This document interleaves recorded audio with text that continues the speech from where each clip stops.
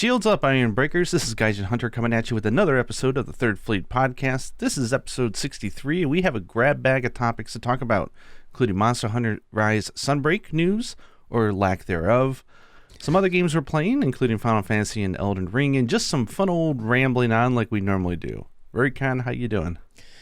I am doing pretty good. I've been having a blast this past week playing two games mostly. Unfortunately, not too much Monster Hunter because I did all of the events that they've put out, I think, at some point last week. I don't remember exactly when. Might have been like Sunday or something. But yeah, I did a stream where I just went through all of the events, which was it was good. There were not that many left from the stuff that I had already done. It's kind of like the road to Sunbreak. I'm preparing, I'm grinding, getting all the things. I'm going to have like tons of materials to funnel into the charm thing. But I think I'm probably going to wait to see if they refine it for Sunbreak or something like that, to see if we get like better charms or something. So we'll see. How about you? Your Zenny's not good here. That's foreign currency. The exchange rate is bad from Kamura to from Zenny to Gil. Elgato. Yeah. Oh, I thought you were gonna talk about 14. I thought you were gonna go like, your Zenny's not good. I just need Gil. More Gil. But one of the reasons, I mean, we'll talk about some Final Fantasy after Monster Hunter, but a quick note on why I adopted your Ironbreaker intro this time for fun.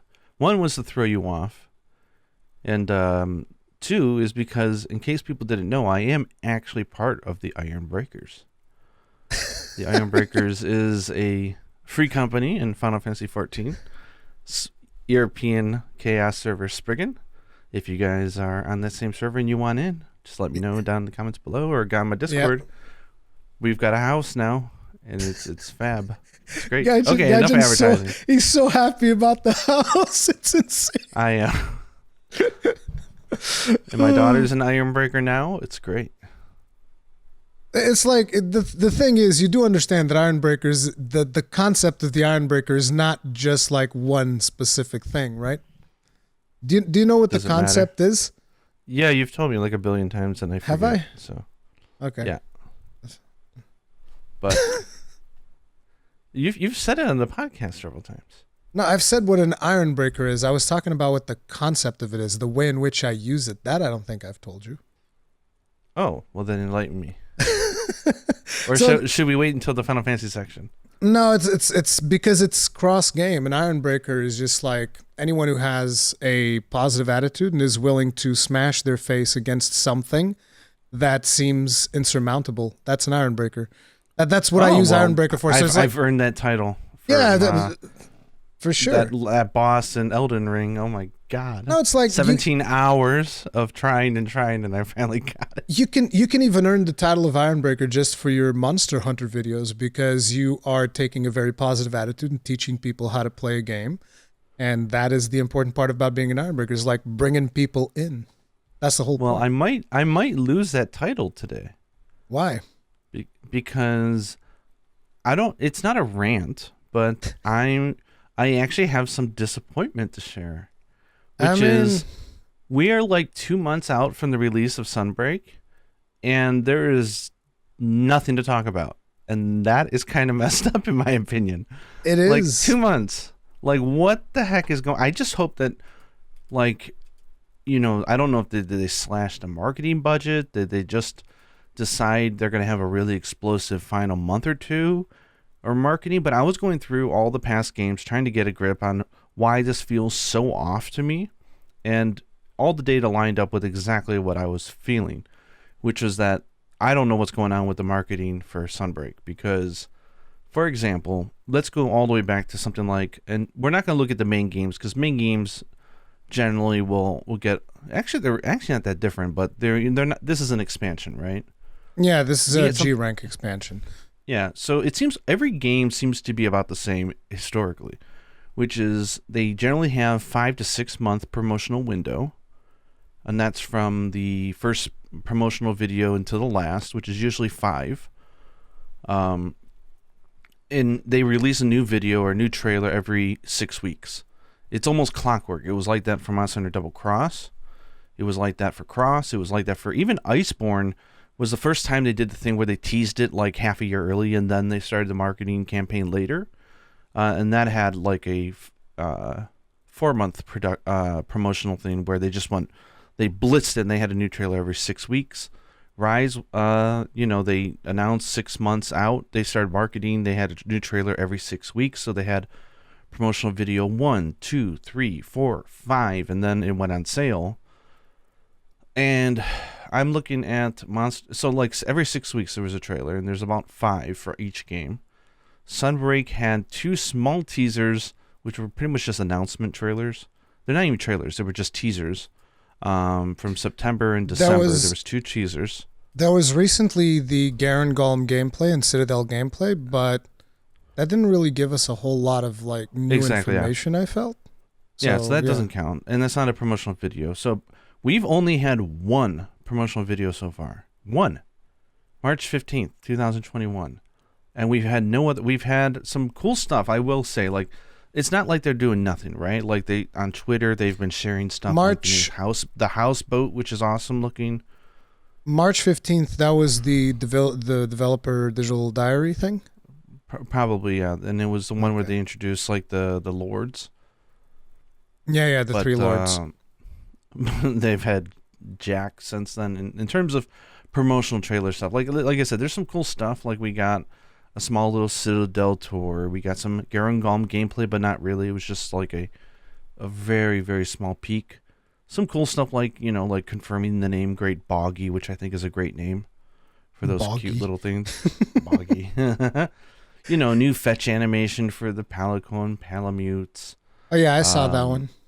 Yeah, they introduced some of the NPCs like Luchka, who's a bow gunner, and Sir J, who's a dual blade user. And the Gunlance guy, they introduced like a Gunlance guy who's the arena instructor. Yeah. He's a seasoned Gunlance. People have been linking me that nonstop, like, oh, they put Rurikhan in the game. And I was like, I don't think I look that old. I mean, that, and on top of it, that dude has more hair than me. Like, what the hell? But hey, I'll take it. A Gunlance user, that's a good thing, man. But I mean, other than that, I mean, that's great. Now, what's even adds salt to the fact that I just want some news. I want something to get excited about and to clamor and talk about with everybody, right? I mean, geeking out about the new upcoming game is one of the favorite parts of Monster Hunter, right? Yeah. And they're not throwing us any bones with any meat at all. And in Japan, it's even worse because, get this, 2 months ago, they released just randomly out of the wild a weapon tutorial, like 6 to 8 minute long video. It was just text only. Like how to use the sword and shield. And this was right after they did their promotional stuff for Sunbreak. And it had the Rise logo on there. And I'm like, wait, are they going to show off some of the new skills or whatever? Nope. It was just like, did you guys accidentally release this like a year late? Because like, this is great for people who are just starting Rise, but it's like, this isn't even Sunbreak stuff. Maybe that's the point. Maybe they're trying to get more people to get into Rise now so that they can go through Rise and then jump on Sunbreak. But it still feels it's so weird. Yeah. So they did Sword and Shield, then they did Longsword, and then nothing for a month. And then all of a sudden they start dropping a bow, what was the distance? Bow switch axe, and bowgun. What was the distance between Sword and Shield and Longsword?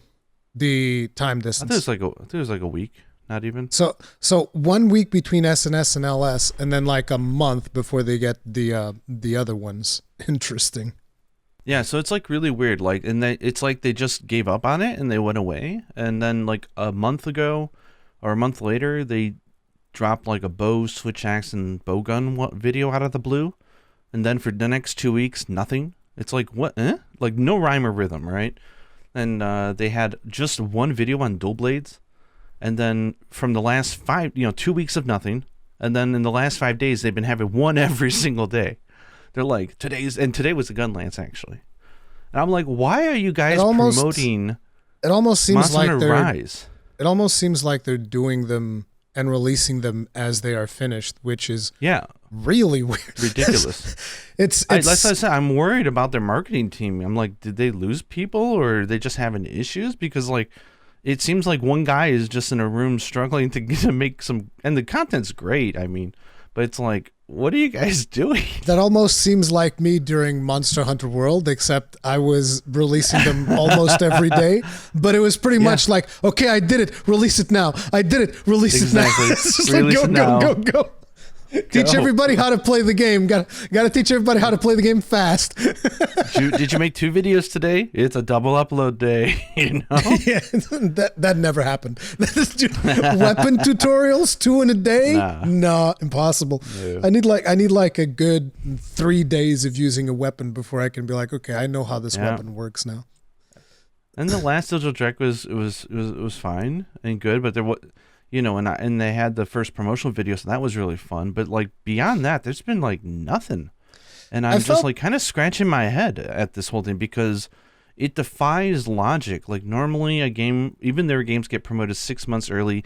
At the tightest I've ever seen a game get promoted is like 3 months out, and they're going into 2 months, and I don't feel that they've started their marketing campaign in earnest yet.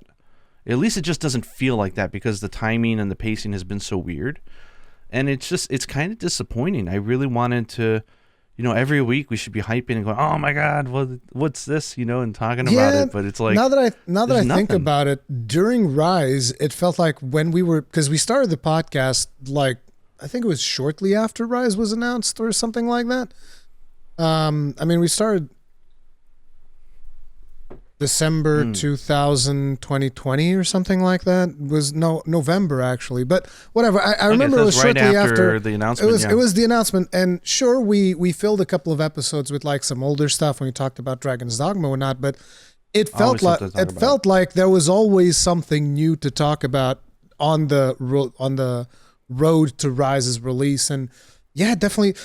You guys might be wondering, like, why don't you release a podcast every week? I thought this was because, like, there's not a whole lot to talk about when it comes to Monster Hunter. We could release one every week talking about Final Fantasy because that's kind of like what me and Gaijin have been doing. But I still wanted to keep things focused to Monster Hunter because I know that there's a lot of people that listen to the podcast and they're not super interested in Final Fantasy. But yeah, it definitely feels like there's less to talk about with Sunbreak. And now it has me even a little bit concerned with the way that they were releasing those videos.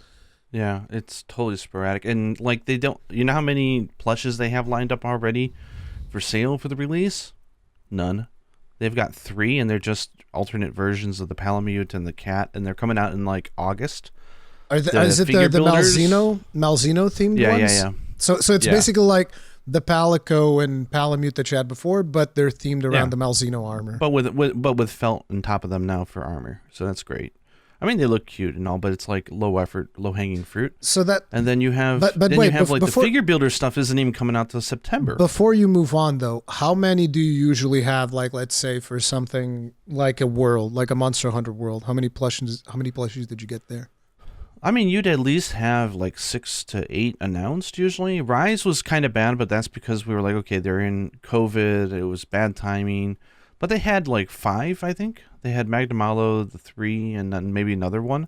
And then they had the other 3 already like announced. They were late, but they were announced, right? And like everything on their site, like I'm looking at like even the amiibos and the figure builders, which comes out in September. So that's 3 months late. Like everything says still in review. Some of the picture of the crab, the Shogun Senator, doesn't even have coloring on it yet. It's still just a clay statue, and they're just showing you work in progress. I'm like, you guys okay over there? Weird. I mean, I heard that they just got a universal bump in income, which is nice. I mean, like 15%. But then again, I don't know what they're paying. So I'll tell you what, though, I like the fact that we still don't know all of the monsters. Like the fact that we don't know the monsters, that makes me happy. Blessings. Right? Like I'm trying to look at the silver lining of this, and the silver lining of this for me is, I haven't gotten spoiled on 20 monsters yet, which is good. I do want to see promotional material, but I don't want them to reveal like the entire roster of monsters. Like I want to see more about the weapons. I want to see more about that stuff, but maybe they're trying something different with their strategy, keeping things closer to the vest, but it definitely feels weird that there's not more plushies. At least there's not a Malzeno plushie. He's a flagship. How can there not be a Malzeno? I'm sure there was like a Nergigante plushie in World, right? Yeah, ready and for there was approval? a Magnamalo plushie, and it's adorable. Yeah, it's like, how come there's no Malzeno plushie? That is weird. Looking. No, the last one they have listed here is Mizutsu Zenogre and Magnamalo. Okay, there is a Malzeno, okay, but it says still in review, and it's a Photoshop still. So they always do that. They're weird like that, so. But that's coming out on September 29th. Usually they come out around the game's release, I would imagine, in Japan.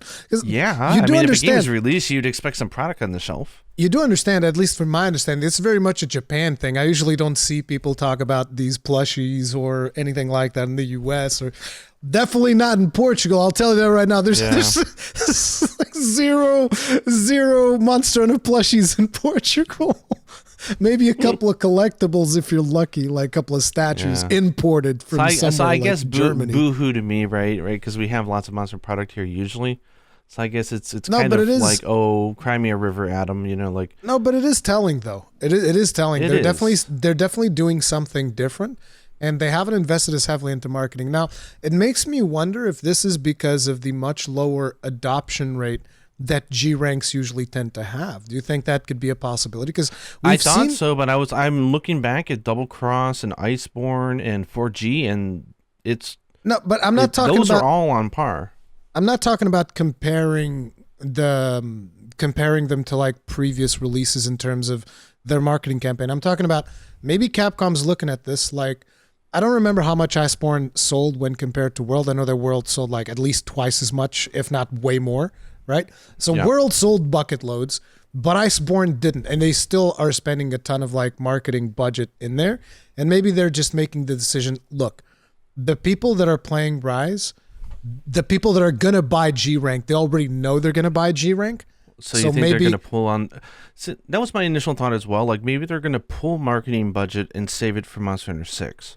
But then again, it wouldn't be in the same fiscal, so companies don't work like that, money you save this year does not go into the pocket for a project, but what if, later.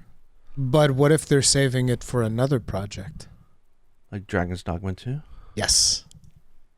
Because if you remember, though, we don't usually talk too much about leaks, right?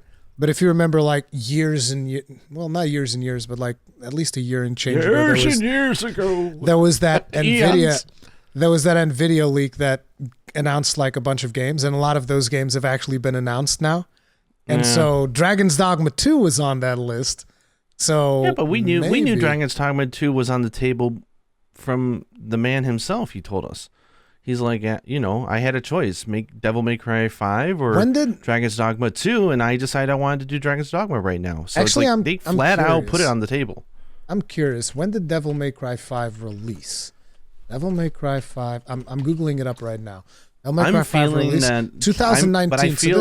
Dude, it was over 3 years ago. It took them about 4 years to do Monster Hunter World.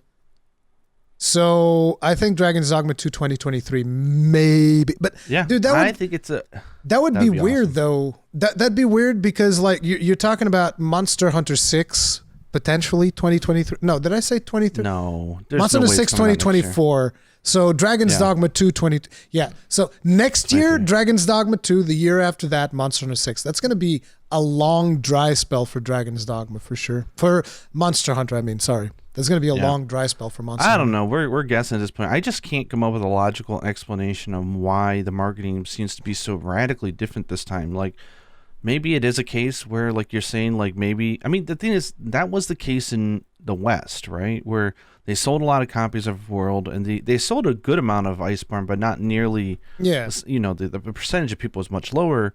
In Japan, that wasn't the case. Like the Iceborne sold just as well as World did. Like it's still sold as less here. Though. Well, I mean, World.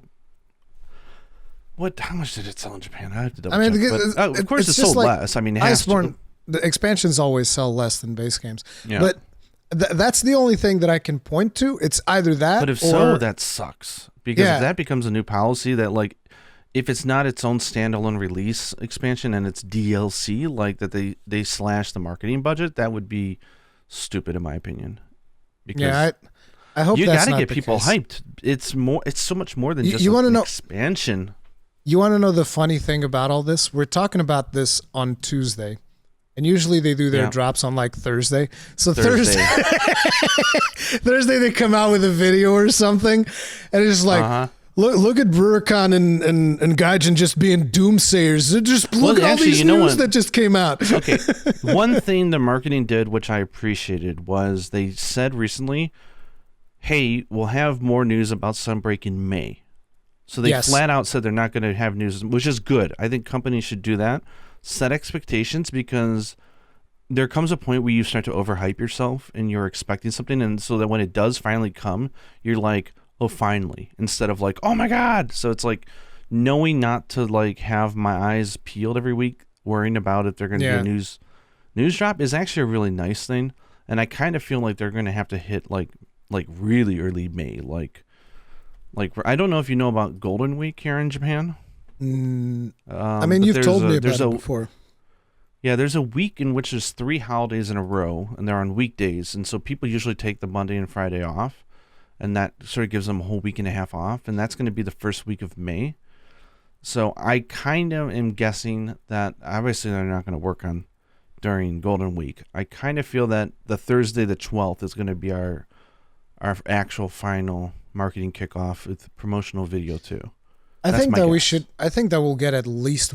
get at least one more video besides the May one, because thing is releasing in June 30th. Considering the amount of marketing material we've gotten so far, makes sense to have yet another one. Like, so what I think they need June. is they need to have a PV3 probably early June, like uncharacteristically, and then 1 week out from release they generally release the opening cinematic. They should. They do that for all the games. They should. They do, though. But they should. do. They shouldn't. I'm not saying they don't. I'm saying they shouldn't. Well, then don't watch it. Well, there you go. Yeah. We could complain about stuff we don't have, but stuff that we have that we don't want, we just don't have to indulge. So I don't know. I hope I don't sound like I'm coming off as a sourpuss or negative. I'm excited for Sunbreak, and people are like, "Are you? You're not talking about it." I'm like, "There's nothing to talk about." Yeah, exactly. That kills me, because I know that the game is going to be substantial, and yet, the poor people who are worried about, well, they only announced 3 monsters. Like, we need to put their minds at ease, but there's nothing to give them right now. I'll tell you right now, I'm happy I only know about 3 monsters. The less I know about the monsters, the happier I'll be. Guaranteed. I'll tell you right now. Like, the least you announce about monsters, the better. But like, give me other promotional materials. Show me more of Elgato and. It'd be so great if they had like an alternate cantina. I don't want McDongos, dude. I'm done with dongos. But I feel like I bitch about that every single podcast. So let's not go any deeper in that. They did do a cool interview with the motion capture artist that was featured on like the Rajang and Devil May Cry and stuff like that. And that was a cool, Japan only thing, right? Yeah. So they really should subtitle that, because I think the West would really enjoy it. Because people are always like, what's his name? Because we didn't know. So now we know that it's, was it Masatoshi Fukidome? So Fukidome-san. And he's been at Capcom for 8 years. And there's a great interview. I hope that if Capcom's listening, you guys need to subtitle that and get it out, because people really enjoy that stuff. Yeah, I remember the behind-the-scenes look at the Devil May Cry 5. Oh, it's so cool. That was amazing. Like, to actually see the technology behind that stuff, it was really cool. So I'm always down to seeing that. And also the one time that they did show him in his like Rajang suit going like, that was cool as well. I like that. So yeah, I'm always down for that behind-the-scenes stuff. It's a shame that more of it doesn't get localized. Before this podcast, I took all these notes just to complain. I have like Monster Hunter Cross, tease June 1st, 2015. Promotional video 1, July 20th. Number 2, September 19th. 3, November 9th. Opening video, November 9th. Sale, November 28th. I looked at all the dates just to see the pattern, and I'm like, okay, yeah, this one is definitely an outliner. It's weird. But I'm excited for the game regardless. And that's why I'm complaining. So Capcom, come on. Step it up, man. Show us some of the goods. Not monsters, though. But not monsters. as least as possible of monsters, because like again, it does feel nice to be surprised, dude. The joy of discovery, I'm all into that. I made so many videos talking about that recently because of Elden Ring and whatnot. But yeah. So I mean, as far as Monster Hunter is concerned, that's basically the topic I had. Was just, I mean, also, just a reminder to everybody, because it is only, I know it doesn't feel like 2 months out from the release, but it is. But you do need to make sure that you've got a good SD card if you don't have one now, because you are going to have a 13 gigabyte update. So even if you don't buy Sunbreak, you are still going to need to update it, because someone from Sunbreak could come into your room and hunt with you. So you have to have the data. So otherwise, you'll just have a bunch of. So even if you get the physical boxes. version, there's still like 13. Oh, there is no physical version, right? Yeah.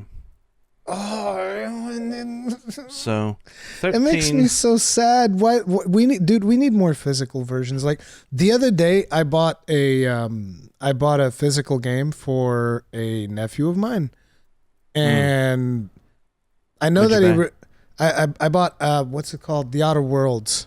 It's almost like a Fallout type of game. I know that he's really into that stuff. I like The Outer Worlds, so I was like, sure. So I got it for him on the Switch. And then I look at the box and like, this game requires a download. And I'm like, dude, like, just, you realize that at some point Nintendo is going to want to shut down these servers like they're trying to do for like the 3DS and whatnot. And PlayStation's trying to shut down servers. Oh man, now that I've had to taste the Vita, oh man, now I totally get the argument. Like, exactly. That's the thing. That's Make what it order on demand if you need to. Just say, hey, we can only do it by order, and like, delivery times will be weird, but if you really want it, it'll be more expensive because we're not ordering a bunch, but we can do it. Like, do it. Like, seriously. Yeah, because these companies are not taking most gaming companies are not taking video game preservation seriously, and you end up with a lot of situations where video games are just gonna die. They're just going to disappear. Right now, Xbox is the only company that I'm kind of trusting right now, because Nintendo blew their trust with me with their whole, we're going to release an anniversary Mario thing digitally, and it's going to be time exclusive. Like, that was so scummy that like my entire opinion of the company just shot way down after that, and I just stopped watching a lot of the stuff. I'm like, whatever. I don't care. I'm actually considering about starting a new series, which I haven't gotten a name for it yet, but I think it's going to be called The Shelf of Awesome. But it's basically going to be me like slowly filling out a shelf, one game at a time, where I buy the game like physical version. And the worst part is that it sucks, because all games need updates regardless of what you do. They all need updates nowadays. Like, for instance, I can go buy Elden Ring, and there's like at least 4 or 5 quest lines that are broken on the release version of the game that you can't complete without an update. Yeah. And that sucks. I really want them to just release finished games on disc so that I can preserve them forever. Because if I want to play a certain game 10 years from now, I don't want to be dependent on Sony servers. Not to mention that potentially Putin's going to nuke the entirety of Europe, and internet's not going to be that reliable anyway, so. Then again, most of Putin's nukes are probably going to be duds, considering the way that he's running the goddamn war. Fingers crossed. But it's a weird thing. Like, if you were to start Soul Sacrifice today, you should. It's amazing. But like, if you wanted to like get the best like melee skill in the game, you can't anymore, because it was just a DLC thing, just a flag, just turning a 0 to a 1. That's all it did.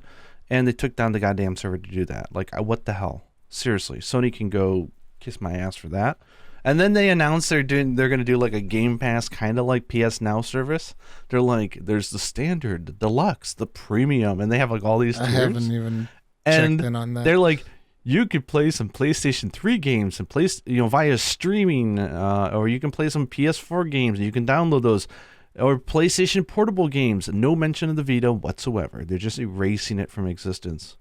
They're the spies of the PlayStation 3 era is a little bit sad, because there's a lot of games from that era that I would love to replay. As a matter of fact, did you ever play Lost Planet 2? Did I ever talk to you about Lost Planet 2? I think we talked a little bit about Lost Planet and how I never liked it, but I tried Lost Planet 2. I got into X Troopers. Yeah, but dude, Lost Planet 2 is actually really good if you play it with friends, dude. Lost Planet 2 is basically Monster Hunter with guns. It's just like Monster Hunter with guns. That's how the Japanese X Troopers was like like an anime re-envisioning of Lost Planet, and it was amazing. Yeah, and, but like I was super into Lost Planet 2, and that game is like only available on.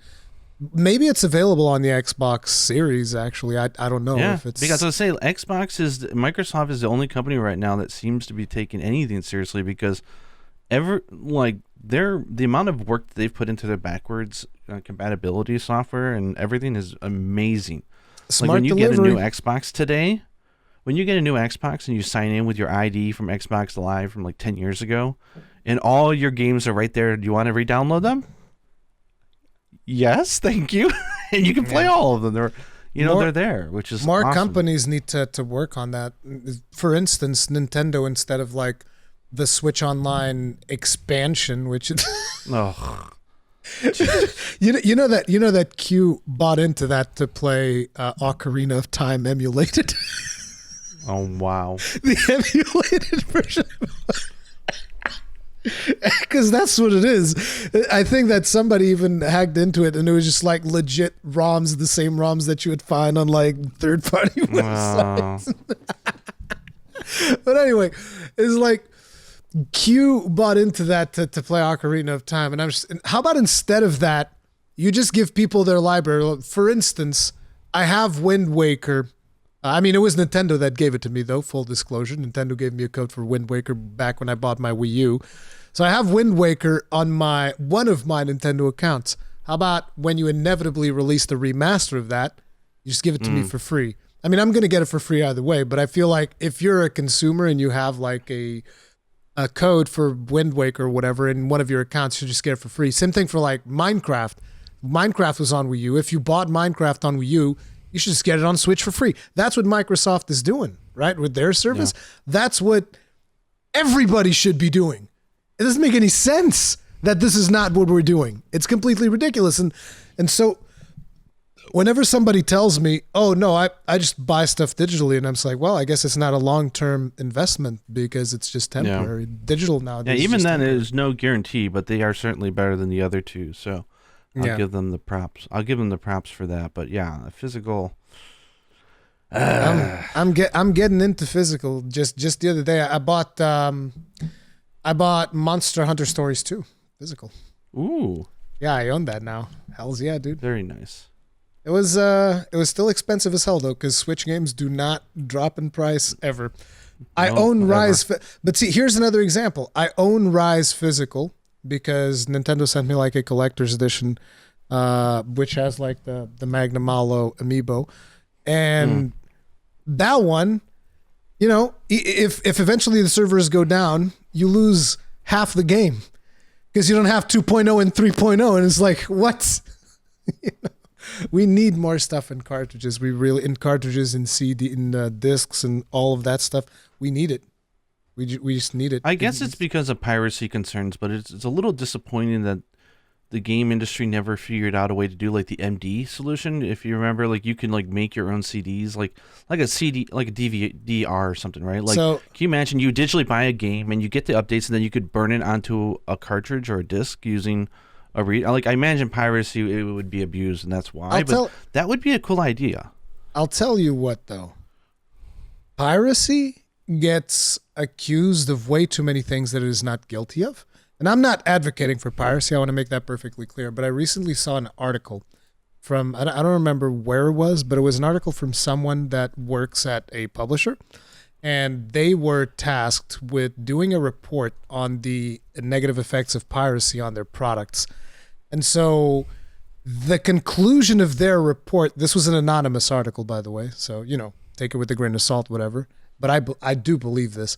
But the conclusion of the report was that piracy was a net positive on their business. And they shut down that report. They were just like, okay, never publish this again. Don't talk about this with anyone again. And just, it's like, what? But it's a good thing. What do you mean? And again, I'm not advocating for piracy, but a lot of times what ends up happening is like someone will pirate a game, right? And they'll play a game, which they would not usually play maybe.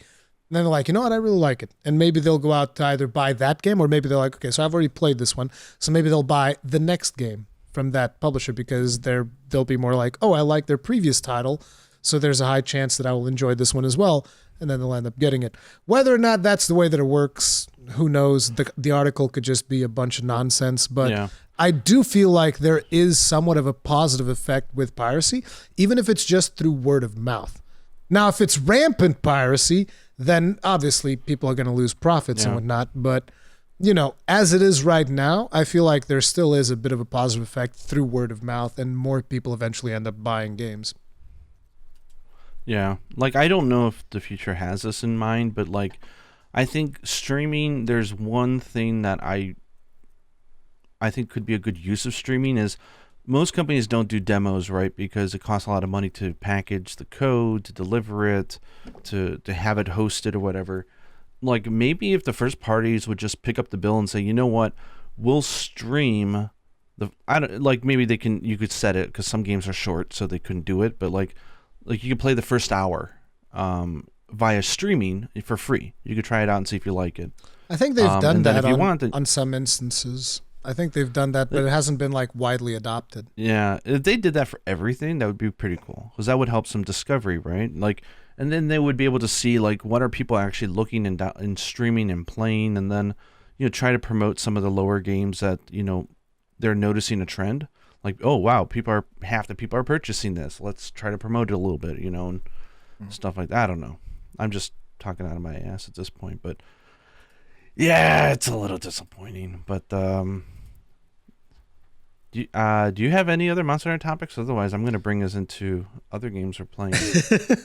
Again, guys, I'm sorry if I sound a little negative. I'm just it's like the obsessive, like, let me love you kind of, like, give me something to chew on, please. I know you got the goods, but stop holding out, man.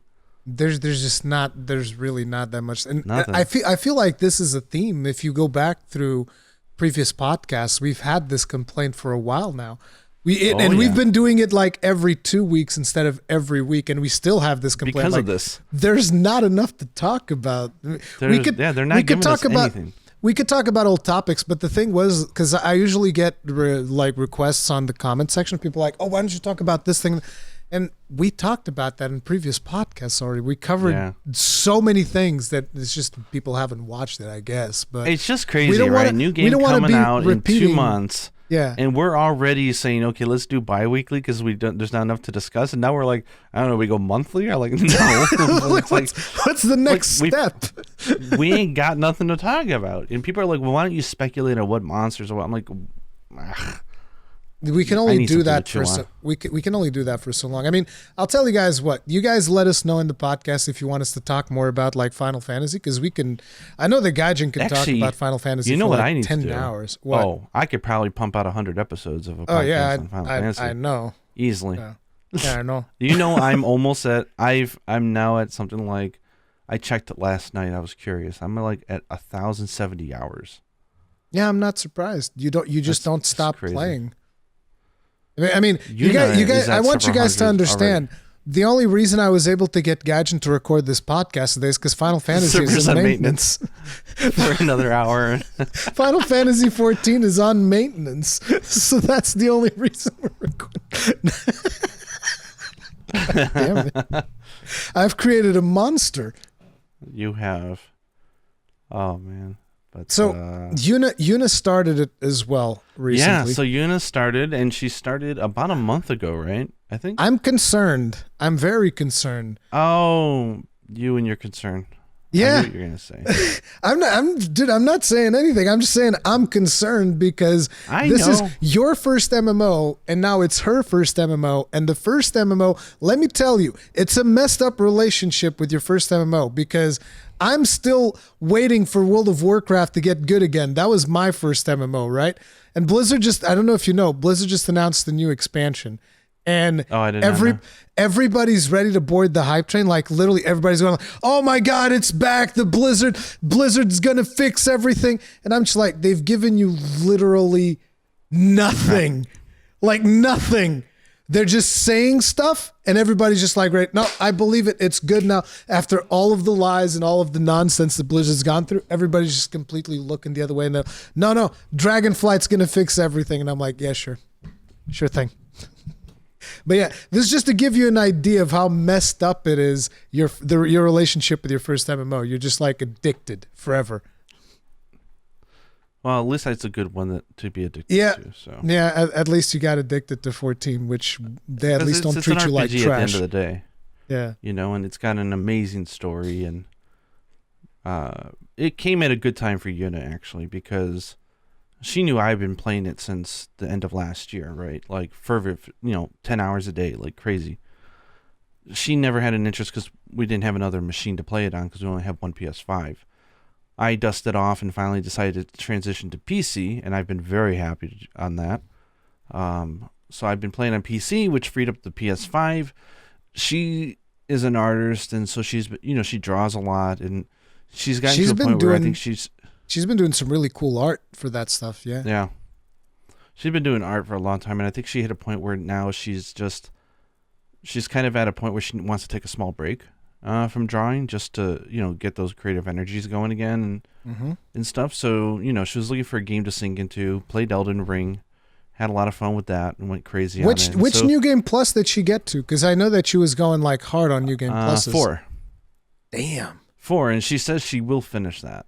She just needs to go back and do it later. She's so much more hardcore than me. I'm still like on my second character, and I'm on normal game still. It's super slow, but I'm currently doing all of the quest lines in the thing, like really exploring all of the quest lines possible. And I'm going to check out all of the endings and do all of that. But yeah.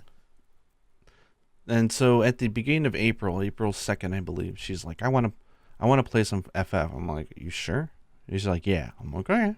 So I just moved the PS5 into the living room, helped try to set up the bars a little bit, and that was like trying to feed a scared dog on the side of a road. Like, I know the feeling. Hates it. I know the feeling, Gaijin. No. She hates it when I try to teach her anything or touch my controller. Get away from me. Stop. No, I don't want to. Shut up. Like, she's 13 now, so she doesn't want to hear it from me at all. But I managed to wrestle settings onto her game so that she can start to play, and then she started her journey and became quickly addicted. Luckily, I was able to get her through some of the harder, monotonous parts because I was her Uber, and I just flew her everywhere. So she got through a lot of stuff really fast, and now she's about midway through base Shadowbringers. Damn. So we got both you and Yuna have a problem. You are consuming that game like fast food. You're just like eating everything super fast. Like it took me, I think, almost a year to get caught up with the game, and you guys are getting caught up in like 2 months. 2 months, yeah. 2 months is about where we're at. We're both heavy addictive types, so we've been having a lot of fun. She plays White Mage is her main, but she's obsessed now with Dragoon. Dragoon is good. She's trying to get it back up to level so that she can do main story quests with it. Is what she wants. For her, it's the hit feeling, right? She needs to feel that she's hitting stuff, and that's something that a lot of the other classes was lacking. And she has no interest in doing tank at all, which is sad. The best job. Tanking. She's the best role. No. She says, I'll do it to level 15 just so I can unlock Dragoon, because I guess maybe that's how it used to be, but then we found out she didn't need to. You don't need to do that. And now she was like, what website were you looking at, you ass? I'm like, well, sorry. No, but it used to be like that because it was, they were called advanced professions. So in order for you to be, for instance, a paladin, you'd need a certain level marauder. I think it might have been 15 marauder and then level 30 gladiator. And then you can become a paladin. Or you could do it the other way around, which would be like 30 marauder and 15 gladiator, and then you could be a warrior. And it used to be like that, and now they're just make everything go in a straight line. And then there's just the weird, strange case of the Arcanist, which is Scholar and Summoner, and they level at the same time for some strange reason. because they're part of the same base class. But yeah, you don't have to do multi-classing anymore in order to unlock things in Final Fantasy XIV. You know, it's really interesting. Actually, I was talking with her last night. I was like, "Why did you get interested in FF14?" I was trying to pinpoint the exact reason, because usually for a game, there's like the one reason why you tried it the first time, right? Like for me, Monster Hunter was listening to the 8-4 podcast and then talking about Jen Moran, and I'm like, I want to experience that. And then for FF, it was you just bugging the living crap out of me to try it. It's word of mouth, dude. FF is word of mouth. I was adamant no, and you're like, do it. And then for Soul Sacrifice, it was Kegrin buying it for me and guilting me into playing it. And all really great outcomes, by the way. But for her, it's funny because it was a combination of two things. She was watching us do, I think it was us, or maybe it was me, but it was doing either it was an extreme trial or a raid. And she was looking at the screen, and when she's like, there's markers on the screen and like the mechanics, she's like, this looks really fun. Yeah. Like everyone's just going crazy and doing it. I'm like, that's fun. So it was that, and also one of my favorite songs in the game. I don't want to spoil what it is, but I mean the Return to Oblivion. That doesn't spoil anything. I adore that song. I suck at song names. Okay, Eden 8. Okay. Ephesians. Eden. If it's Eden, I think I know exactly which one it is. I don't think it's Refulgence, though. I think it's, well, it might be. I don't know the names, but I know which one you're talking about. It's a banger, and I love it. That and is so a banger. I was doing that, and I was listening to it, and she's looking over here like, what the hell? And I'm looking at the YouTube, and she's like listening to it constantly. She loves the song as well. And then she's like, I want to do that. I'm like, okay, let's do it. Oh, that's what it was. I remember now exactly who it was. It was the... Was it when I was going... No, it's the first extreme of Endwalker. The first Endwalker She extreme. loved... Yeah, the big bad boy. Okay. The big Z. I know. So, yeah, she loved the voice actor in English. She heard it. She's like, that sounds so cool. And like the music's rolling and the stage is turning, and it's like, it's total mayhem. It's the most spectacular thing you've ever seen. It's amazing. And she's like, I want to do that. And I was talking about Doritos. I was talking about following the Dorito, and she's like, I want to be the Dorito. I was like, me too. Whoa. Okay, I don't want to be the Dorito. Screw that. I don't want that. I want to get so good that people follow me. I don't need to depend on nobody. It's the thing is, when you get really good at melee DPS, particularly in that fight, you sometimes want to stand in the bad, so that you can keep DPSing and keep uptime. Or literally moving at the last second. So it's like, if you're a Dorito, you have to move before, in a way that people. But it's you can't be like zigzagging, right? You gotta. The way that melee DPS works in 14 is like, well, is this mechanic gonna kill me? No, then I can stand in it. I'm not moving. It's like, whatever. Stand in fire, DPS goes higher. That's the way that it works. You've never heard that one? Stand in fire makes DPS go higher. Oh, that's funny. That's a very adopted rule of MMOs. But as someone who's raided extensively in World of Warcraft back in the day, and I'm currently doing Savage raiding in Final Fantasy XIV, I much prefer the way that they do it in 14. It is really satisfying, just like progress on a boss slowly over time. It's very, very good. But yeah, in case you guys don't know, but if you don't follow me on Twitter, I've been tweeting like crazy about Final Fantasy. But the Free Company did manage to score a house, and even despite the bug that's been going on that they're trying to fix. Which, by the way, our house was purchased by an outside investor. He's not actually part of the Free Company. I mean, he pretty much is a part of the Free Company, but not practical in a practical sense. He's not part of the Free Company. Sponsorship. where he had to trade one of our members 19 times because you can only trade 1 million gil at a time. Wow, he gave all 19 million for that? Yeah. He bought the Wow. plot. He bought the plot, and then That's Hollow insane. bought the house. Yeah, it was Ketnet. Ketnet bought the plot, and then Hollow bought the house. Wow. The same Well, Ketnet so who also gave Gaijin 5 million that he just like burned like that. No, I spent it on the house. So Yeah. they went ahead and made me and Yuna both officers so that we can decorate the insides of the house. And me and her, I will say, have not been slacking. Yes, we've this put is that money true. to good use, and we've been working hard at designing I wish everything. I wish And I I'm- knew the plot by head. I think it's in Ishgard, so it'll be Chaos Data Center, Spriggan server, Ishgard. It's not plot. It's Ward 8. I never you don't remember. I think it's Ward 18 because No, I plot remember eight- that it's 6th Ward, plot 18. 6th Ward. 6th Ward, plot 18. Are you sure it's not the other way around? Ward 18, Mhm. plot 6. I'm looking at the nameplate right now. Okay, it's Jesus. Okay, there you go. It says So if you 6th want- Ward, plot 18. So if you want to check out Very- Gaijin's handiwork, you can go and you can check it out. I'm pretty sure the house is open for visitors, so anybody can go inside. Yep. It's open. But it's cool because now we're all meeting each other as we play, and there's been socializing going on. Yeah. and jumping into hunts and stuff together. It's been really fun. So We've been pushing Gaijin through extreme content. yes, I love the extreme trials, by the way. The I could do all of final them now. extreme is friggin' amazing. It's really really good. It's really good. I'm getting much better at it. I've cleared it, I think, 6 times now. Patch 6.1 brought so much friggin' content that they were getting more content. We're getting the Beast Tribe and the Ultimate, but we can't do the Ultimate yet because I believe you have to clear P4S. Oh, yeah. That's beyond me. I want to do the Ultimate. Though. For those who are curious, I do all the extremes now, all the way up to the current content extremes.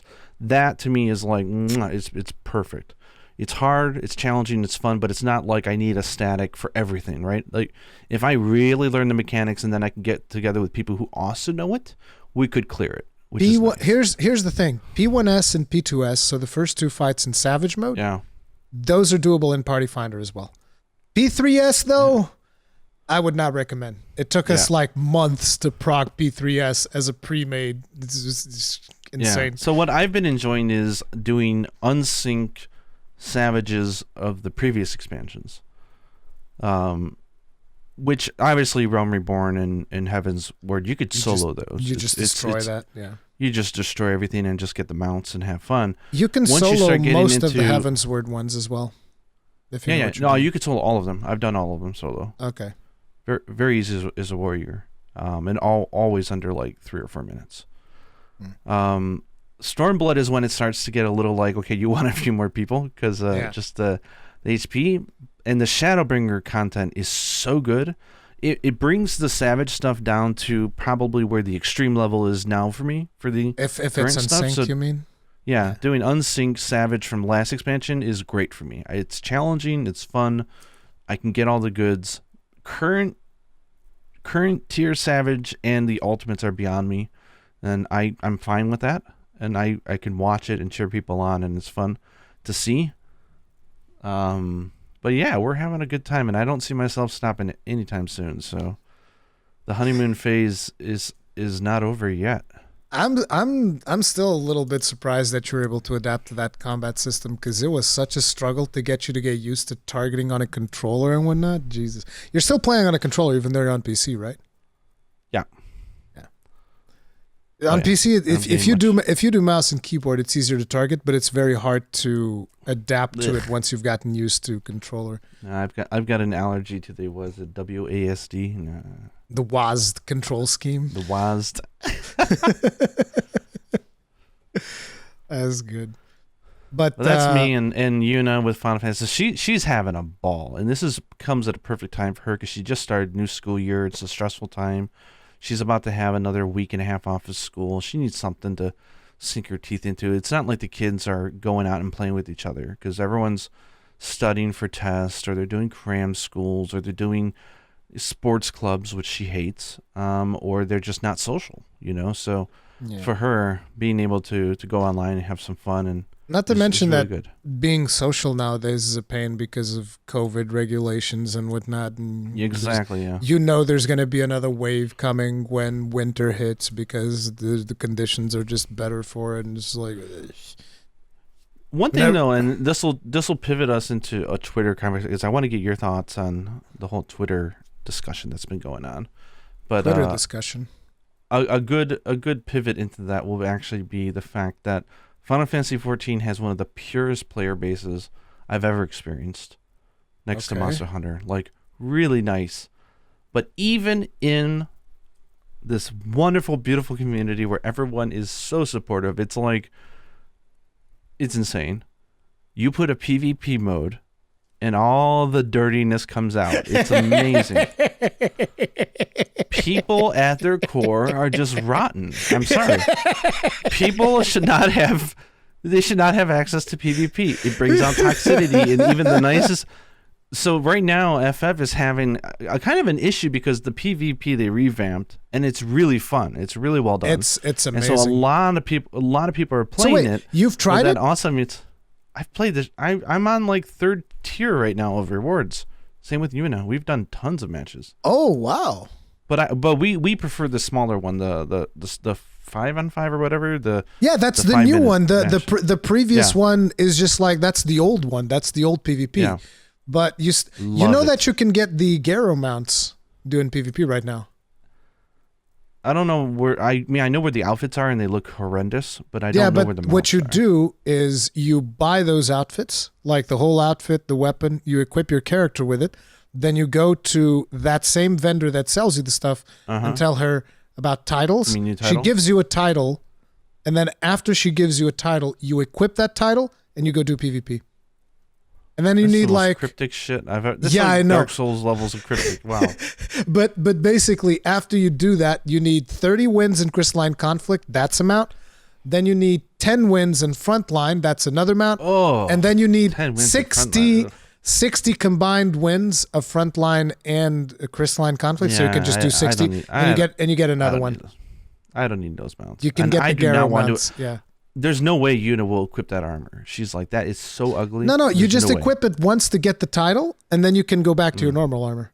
I don't even think she would forgive it, even for one. She loves her warrior of light. Because remember, I am like role playing. I have a character. It's not me. It's my character's Lily Bloodbath, but hers is kind of like a persona of her. So like she takes her character very serious. Interesting. So. But so you like Crystalline Conflict? Crystalline Conflict's really. I mean, the concept of Crystalline Conflict, for those of you that don't know, it's if you've ever played Team Fortress 2 or Overwatch, it's payload. It's payload, which is basically your crystal in the middle, and you push a crystal, you secure it, and you push it to the exit. Yeah, and whoever has it for the most. The best thing about it, though, I feel, is how fast it is. So even when you're losing, it's like 5 minutes. It's fun.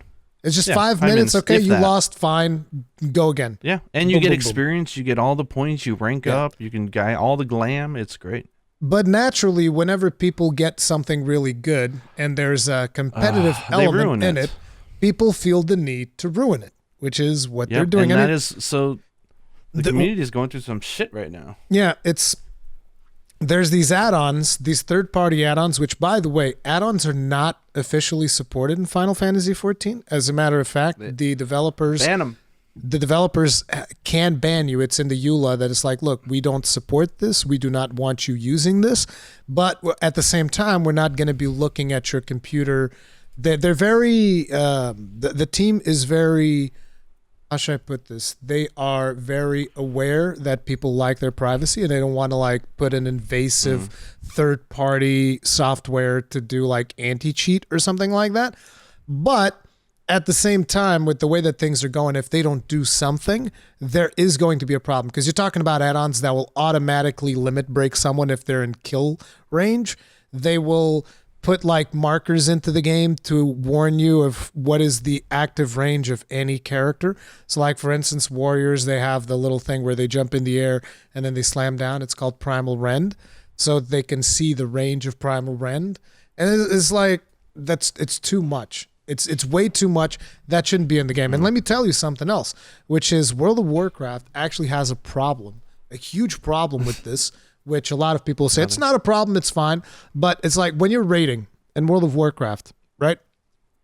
The raids were designed in a way where World of Warcraft has had this add-on built on it for so long that's called Deadly Boss Mods.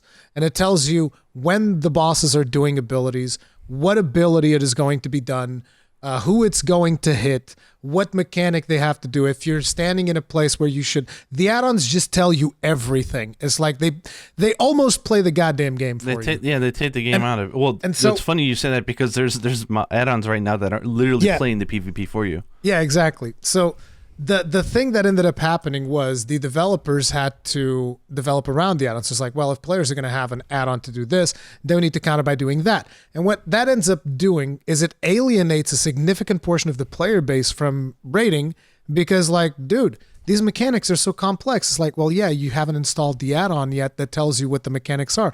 It's like, well, how does it make any sense?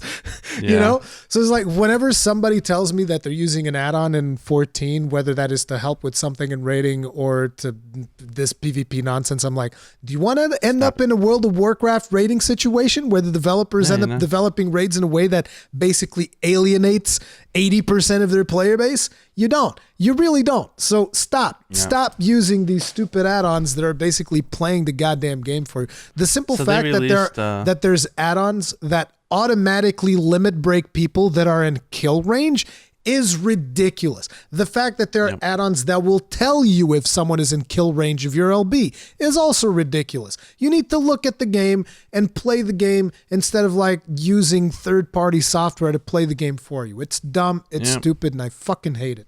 So I hope they ban hammer the living hell out of people. Oh, yes. Because they just released a funny post today, which was they didn't actually talk about the tools because I think they're working about how they're going to figure that out. But they were actually targeting people's behavior. They're pretty pissed off about like just bad attitudes that they're seeing. So they said they warned everybody today. They're like, look, this is for everybody to have fun. The following stuff is forbidden. If you do it and we look into it, we found out it wasn't just like a mistake of the keyboard and it's a pattern, we will suspend or ban you. We're being serious. And they're like, stop spamming good match, at the very when it's not over. Stop throwing fireworks off of someone's dead body or, it's like the version of teabagging, so to say. Yeah. Don't go harassing people. Don't put markers on people to harass them. And like, I'm just like, wow. So even FF14, man, like PvP, just competitive gaming brings out the worst in some people. It's kind of sad. Dude, but I guess that's a human problem, right? That's not a game problem. I was with so people are like, you want competitive Monster Hunter? Hell no. Because this is the kind of stuff that happens. People cannot be trusted. People get sweaty, man. They want their wins, and it's like, it is what it is. One of the things I do hope is that we need to focus more on teaching our children how to not be like that. One of the things that I just hope they do a little bit of balancing, because right now there's a couple of classes that are just the Dragoon. I know you. It's not even the Dragoon as much. I mean, Dragoon, it's a problem, but I've gotten more used to seeing the Dragoon drop. But the friggin' white mages, they're just shredding everybody. Interestingly enough, it's like, oh, I'm a healer. Let me destroy this whole team. It's because they have so much CC. It's insane. But yeah, you put like white mages together with dragoons, and sheesh. Like a dragoon can literally delete an entire team if they're clumped up together enough and they don't notice the drop. The dragoon just like comes in, dead. But you got to give it to them. Go ahead. I was going to say, you got to give it to them. Like, they've made a really fun PvP mode. It is really, really fun. So I'm happy about that. So talking about toxicity and people being toxicity losers and bitter. Toxicity. You're the English one, not me. How can you say toxicity? What the hell is toxicity? You do realize that I was born and raised in the Cleveland, Ohio region of the United States of America, right? So they say toxicity over there? No, I have an excuse for having bad English. Okay. Yeah, we don't know how to speak. Okay, funny story. I have a friend who laughed his ass off so hard because we were having pizza, I think, and beer. and I was talking, and I said, it wasn't fruitaceous, and he said, "What did you just say?" Fruitaceous. It didn't bear fruit. He's like, fruitious? And I'm like, I've said it fruitaceous my whole life. He's like, that's amazing. Just, it's so stupid to keep it. Don't. I'm going to put it in GameStar because he's a translator. He's like, that's gold. I thought you were going for flirtatious all of a sudden. No. I have some really funny mistakes in my speech. Fortuitous. I love it. Damn. Okay. Yeah. But I've gotten over it. But talking about the toxic people, the big I was just curious to get your surface opinion because we're such heavy users, especially myself, of Twitter. But everybody is talking about Twitter today because of the whole Elon Musk is going to be buying Twitter. I'm gonna be real. I'm pretty much neutral on it. I mean, it's like. It's not necessarily neutral. What we have is a good, beautiful, sacred ground, and you're gonna have you looked at Twitter lately? Twitter, he doesn't get much worse. Twitter's a shithole, like for the most part. All right, like there's so much bad shit that goes on Twitter. I'm actually happy that whenever I do post stuff, most of the time it's like an insulated community, and so it's usually good. But whenever it gets outside of it, and I'm not a big fan of like echo chambers, right? So I like arguing with people. I like having back and forths, and sometimes you can get good back and forths. But it seems that on Twitter, in the majority of cases, you just end up getting toxicity instantly. But at the end of the day, one of the things that bothers me is that Twitter is, or at least has historically been, overly aggressive on censoring people. So it's like somebody says something that they don't agree with, and it's like, okay, get rid of this person, it's gone. And I'm like, the way that you fight bad speech is with good speech. You don't silence somebody because they're just going to like fucking revert back to a different echo chamber and become radicalized and all this crazy nonsense. Like, no, you tell them that you have a conversation, you try to have a conversation instead of just like silence of like, no, you said something dumb and therefore I'm going to silence you forever. You learn nothing and now you're ostracized and whatever, right? Because that's how you get some really weird shit. So, it's with Elon Musk being like as he calls himself, freedom of speech absolutist. I'm like, hey, maybe it'll get better. Maybe less people will get banned because of wrong thing. I don't know. But at the end of the day, it doesn't affect me that much, I don't think. The only thing I want, and it's something that he actually talked about, so I'm kind of like, okay, well, I'll take him over current management if that's the case, is the fact that, like you were talking about, the echo chamber effect is scary, right? You get a bunch of people sharing stuff, and all of a sudden, your little bubble makes you think, it gives you a perception that's false, right? Like, oh, the majority of people don't like this, and that's like farthest thing ever from the truth. Yeah. The problem is exasperated on Twitter because I can't imagine how many percentage of users are, but there is a lot of fake accounts. There's bots all over Twitter. And so the bots are created to look like real people, to retweet or comment on stuff, and to blow things out of proportion to make it seem like that's a sweeping public opinion on something that's absolutely false or stupid, and that's how misinformation spreads. So he's mentioned about, like, I want to have, this is something I wanted before I even heard of the concept, but I was like, why aren't we verifying, and this is something me and you might disagree with, I've always felt that there should be real name, personal identification before you can get on a service like this. That's something I've always thought, because as we start getting into the digital age, right? Like, I understand, yes, some governments can misuse it. Some governments, don't have, oh, you said that, and now we're going to track you down and put you in jail because, who you love or what you said. And that, well, I don't think at that point they'll just pull out of that country, I guess. But then you're taking away their ability to have anonymous speech and to talk out. So there's no easy answer here. But one of the things that concerns me as a father is that as we're starting to get out of the physical space and go more digital, there is an actual problem with cyberbullying. Like, people who are obsessively stalking, egging people on to the point of suicide. Like, if they did it physically, it would be criminal behavior. You understand because it's behind the mask of you understand anonymous. That your solution is a double-edged sword because it also makes it easier for those people to predate because now it's real names. So I'm not sure that's the best solution. I'm not talking about displaying real names. I'm talking about the back end should be verified people only. So one thing that does is allows the removal of bots. Or at least a good majority of bots. If everything needs to be personally verified through phone numbers, make sure that you are registered or whatever, most bots won't exist. A good majority will fall out. There will still be some, of course. But if you do actual identification stuff, then it'll weed out some of them.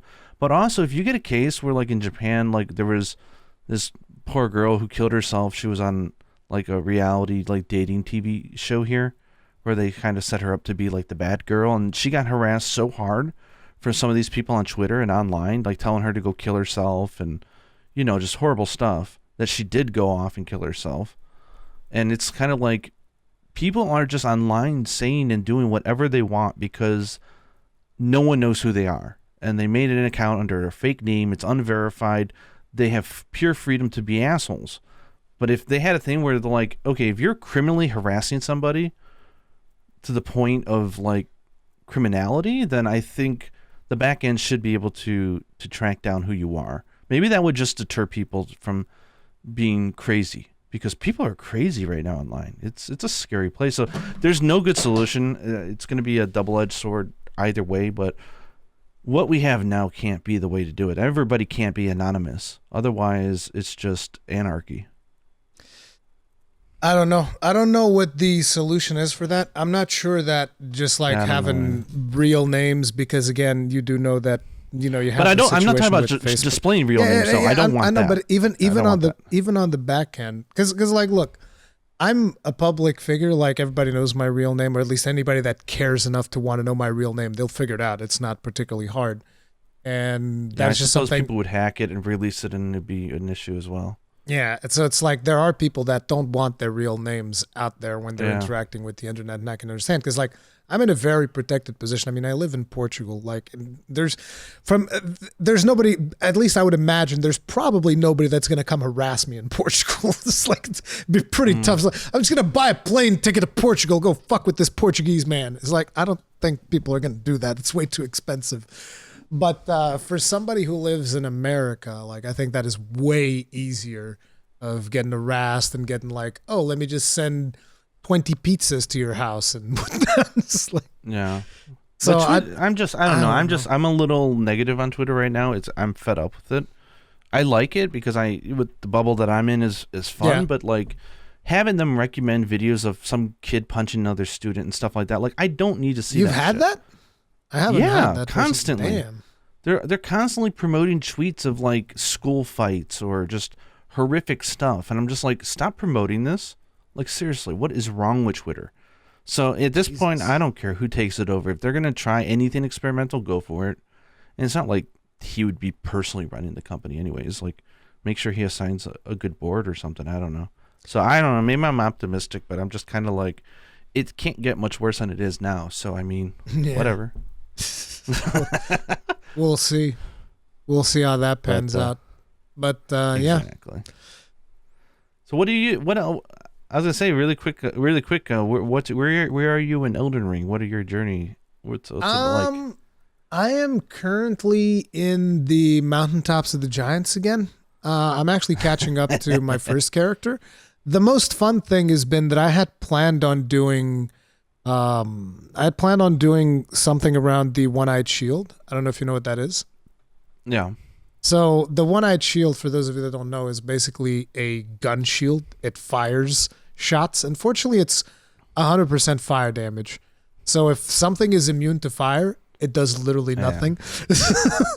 But that's okay, because I have ice spear on my weapon. So it's like on one hand I have ice, on the other hand I have fire. So it's like the Monster Hunter guy, the gorilla.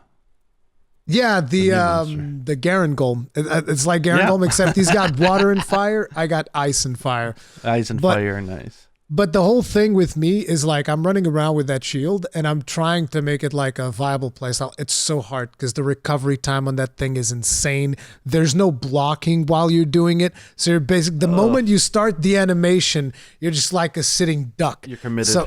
So I'm basically playing with the Mimic so that the Mimic can kind of like tank for me. And the second he gets aggro. Yeah. And it was funny because like I was streaming and I was fighting like a big dragon, like one of the big dragons. And people would tell me, you're going to be so disappointed when you fire that shield at that dragon. It's going to suck so much. And I just go up to the dragon. I'm like, pow, pow, 5 or 6 shots and he's dead. And I'm like, seems fine to me. Don't know what you guys are I'm so talking disappointed. about. People are like, wait, what? That's it. That's illegal. I'm having so much fun with it. The thing is, I already know that a lot of people are going to look at that playstyle and they're going to be like, oh, he's using the Mimic and blah, blah, blah, blah, blah. It's like, well, yeah. Yes. For a certain playstyle, for certain playstyles, it's just not viable for you to do it solo. Because like, try being solo against these super fast moving bosses and getting one shot off of that shield. Good luck. Because that's what I want to do. I just want to fire my shield. Doesn't even deal that much damage. It's like 1,000 something, sometimes 2,000. But it takes forever. Just like sitting there like, I'm a firing my shield. But it feels good. I put up a small tweet yesterday that shows me like, oh, they didn't give me a gun lance, but they gave me a gun shield. And I'm just like from the top of a cliff, there's like a Tibia Mariner, and I'm just like, bam, goodbye. Boom. It feels really good. It's my gun lance. That's awesome. That's my gun lance now, and it's fun. That is the right way to play the game. Yeah.